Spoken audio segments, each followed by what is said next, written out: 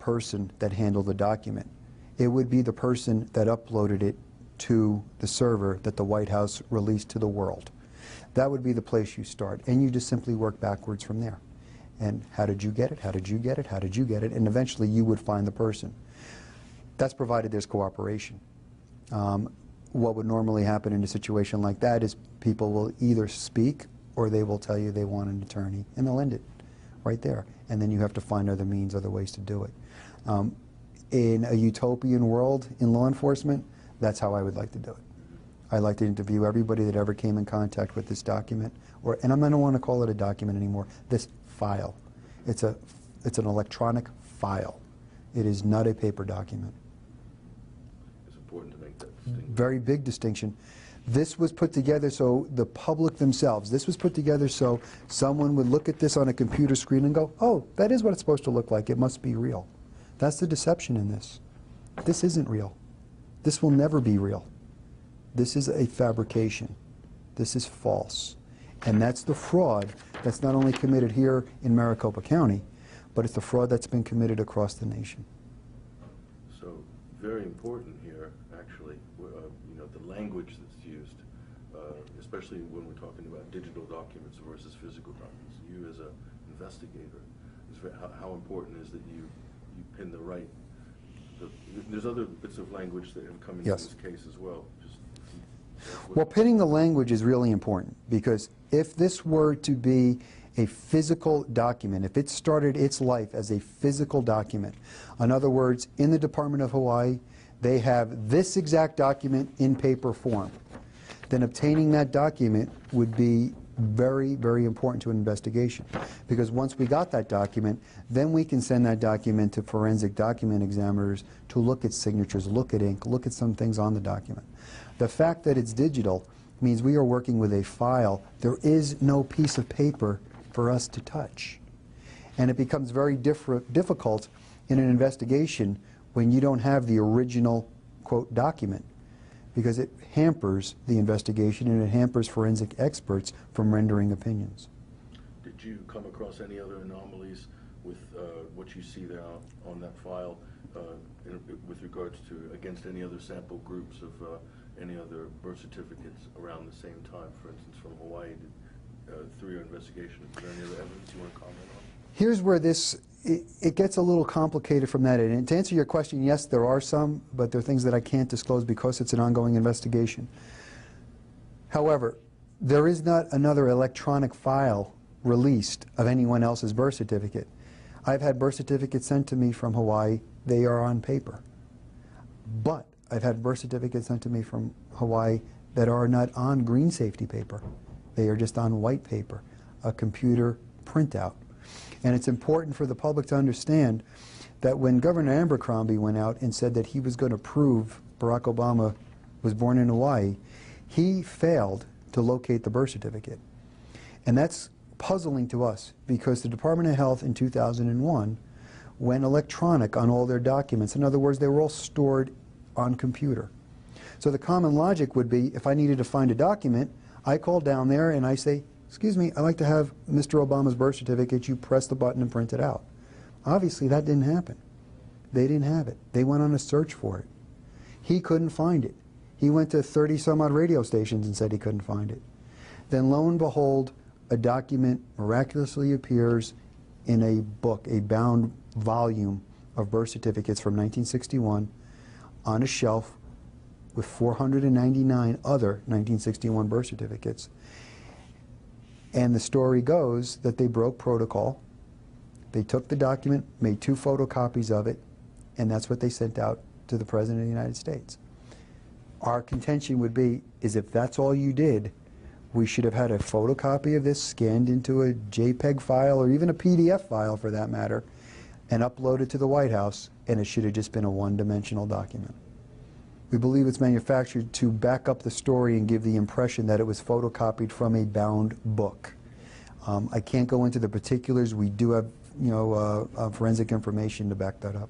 The Selective Service Card, we were put in the direction of that, and that's actually been out for a while on websites and blog sites. People question the Selective Service Card.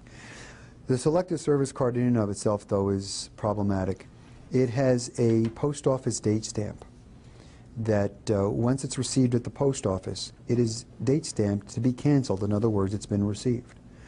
The law back then in 1980, as put forth by, I believe, President Carter, was that any male 18 to 26 was required by law to present themselves at a local post office, provide identification, fill out this card, and register for selective service. The card put forth on the internet was actually acquired through a Freedom of Information Act request by a former ICE government agent. And that individual put that request forward, got a little bit of a runaround. For a little while there, nobody could find it. Then lo and behold, they find it. Sounds very familiar, like the birth certificate. Same story. They find it. About a 10-day span of time goes by from the time they announce that they find it to when they send this to him. And they forward him the card. When he gets the card, he takes a good look at it, and there's that date stamp. The only problem with the date stamp is it should have said, I believe it was July 29th, should have said 1980 on a Hawaiian postmark. Mr. Obama says July 29th, 80. Looking at that stamp, it looks a little suspicious. We took the stamp to a number of retired post office workers.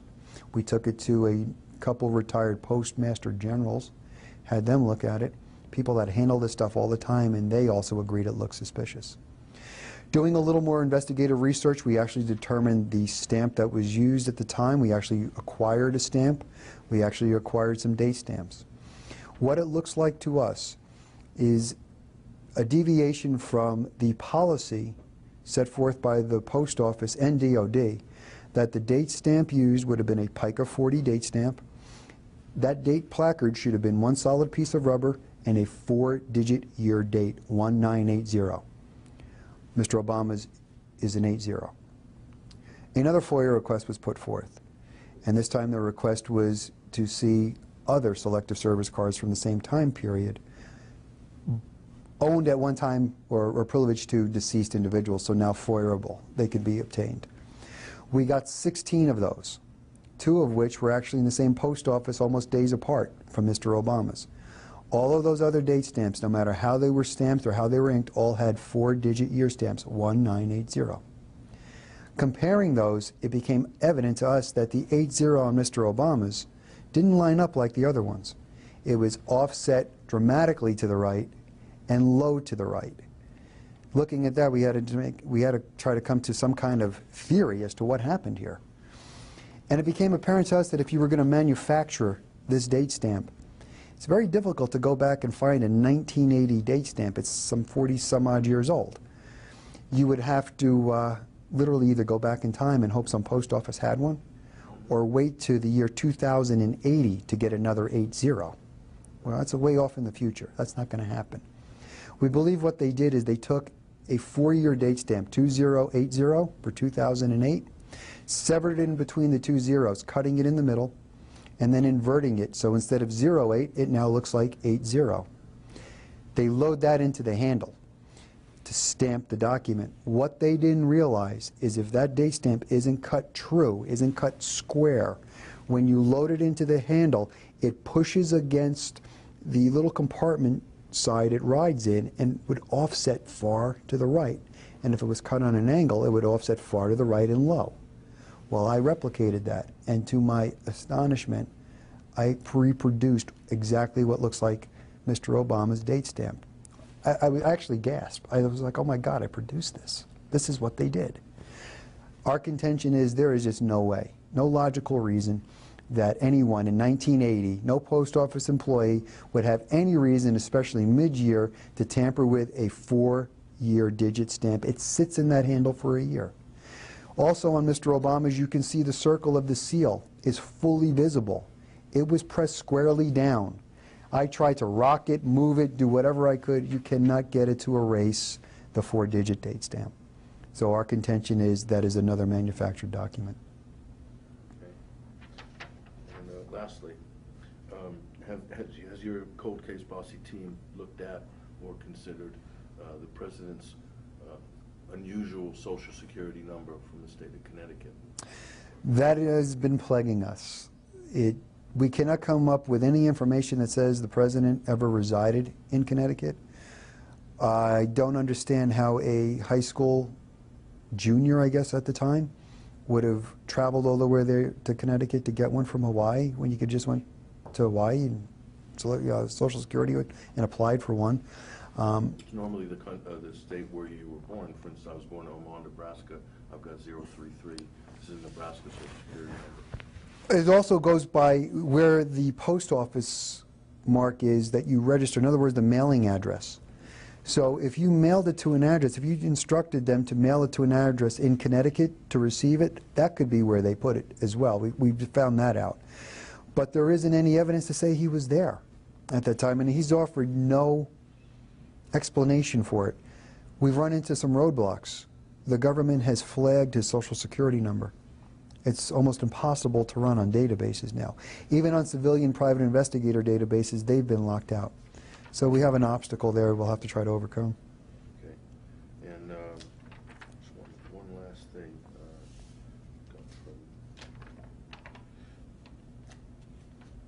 Do you want to comment on Andrew Breitbart's involvement early on, or is that something for... I think commenting on Mr. Breitbart is really Mr. Corsi. He knows that situation better. The one thing I will say to you, though, I am curious. What Mr. Breitbart said at CPAC as to the videotapes he was in possession of, what was released pale in comparison to those statements.